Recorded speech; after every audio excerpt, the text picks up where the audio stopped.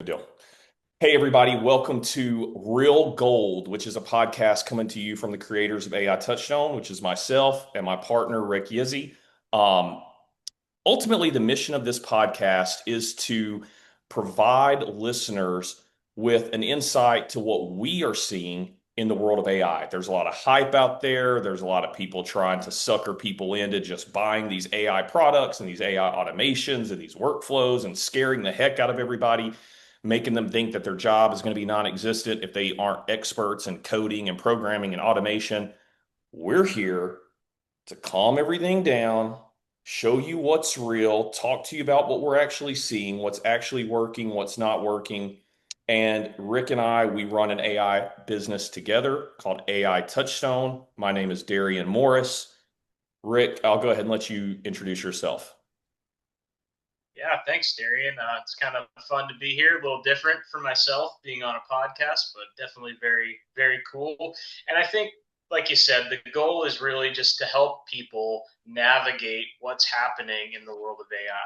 So, my background in AI is pretty simple. I'm not a computer genius. I'm just a guy who really likes to mess with stuff. And AI has given us the ability to go in and dive really deep on stuff that we otherwise wouldn't have been able to.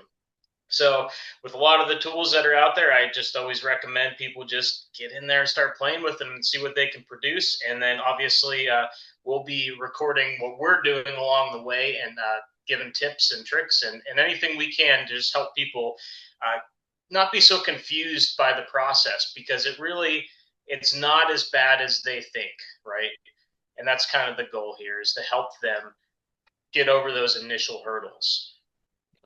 Yeah, absolutely. So, to all the listeners out there or viewers, depending on where you're watching or listening to at, ultimately, we use AI in our day-to-day lives. And I would say one of the main things, sometimes, especially on platforms like LinkedIn and YouTube and things like that, I see all these people that seem like they're so advanced with AI, and it can seem really intimidating and overwhelming. But once you start just opening up these tools and not being scared of them and playing around with them and having fun at first, there's some really powerful things. But also, another something else that I really want to get across throughout this Real Gold podcast is making sure if you're a business owner or if you are working in the world of business in some way, even maybe you're in sales or marketing or something like that, it's easy to get caught up wasting a lot of time on AI gimmicks that don't actually produce any tangible results or ROI. We want to kind of show you some things that will actually help you produce in your work life. Rick, just out of curiosity, man, so what are the main tools right now that you like using in the AI space? So obviously, I do feel like there's a lot of tools. Each tool really is specific to what you're doing. If you're going to do any type of coding project, this is hands down my opinion. You're going to use Claude. I mean, they had a release of what they called Fable 5 just recently, and they had to take it away due to some security reasons. But I'm telling you, when that releases, like things are going to really blow up when that happens. But Claude for coding every single time. For agents, we're really seeing Manus is really blowing the doors off of a lot of other companies. One, because it's all inclusive. Everything is right there inside of Manus, so you can create an agent, have it do things without a lot of extra steps, which I think opening that up to a lot of regular people, not having to know all these like backgrounds and with computer programming, really helps speed the process up. And then ChatGPT, I don't use it a ton. To be quite honest, I use ChatGPT as kind of like a sounding board once in a while for ideas. Maybe I'm looking for a name for something, or if I want a quick image of something, just to get my brain flowing. That's about all I use ChatGPT for. Grammar checks. I don't know. Like, Yeah. how do you use it, Darian?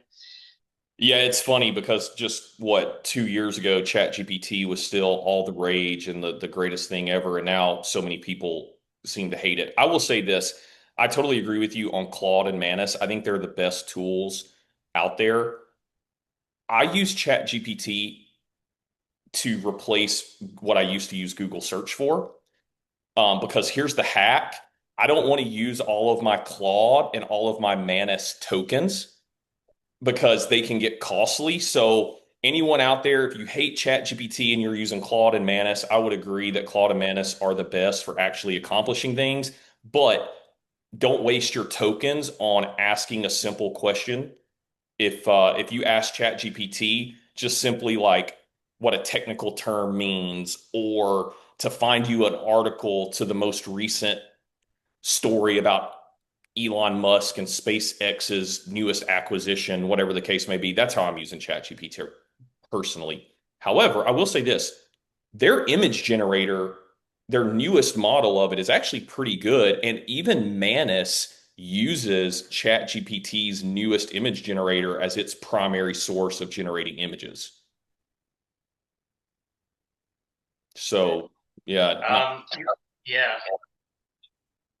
I agree 100% too. And like, I think we're finding the landscape is changing a lot and very rapidly when it comes to tokenization and cost structure of using these tools.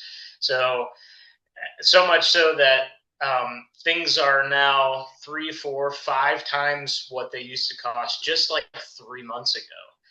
Even myself, when I'm building, like when I'm coding large projects, I have to be very, very specific about what models I'm using for what task, uh, which things are going to be offloaded for a planning phase, and then what can I do with a dumber AI that costs less. And it's gotten to be again expensive, but as we know, the usage of AI, I mean, basically there's these super users out there that were taking advantage of all these low tier entry level prices, and companies were 100% upside down. Like Copilot was upside down in their business model. So they made some big sweeping changes, and a lot of people got really mad and wanted to leave the platform. But again, people have to understand there is a lot of energy being used when we use AI. It's funny because I was watching some new stuff with Elon. He's been putting out a lot of new videos recently, just with all the different advancements he's got going on between SpaceX and that IPO launch and all that fun stuff.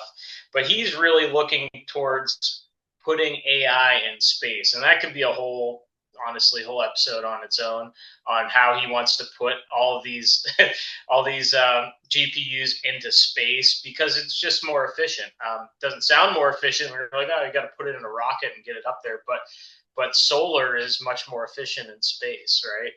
hmm. So I don't know. That again, that's a whole other conversation for another day. But there are people working on this cost issue right now. It's a big bottleneck in AI right now, and it's a hot conversation for sure. Yeah, that's an interesting point, because I was just reading an interesting article on LinkedIn about 2 days ago from a gentleman. I think his name is Nick Huber, I believe, and he gives business advice.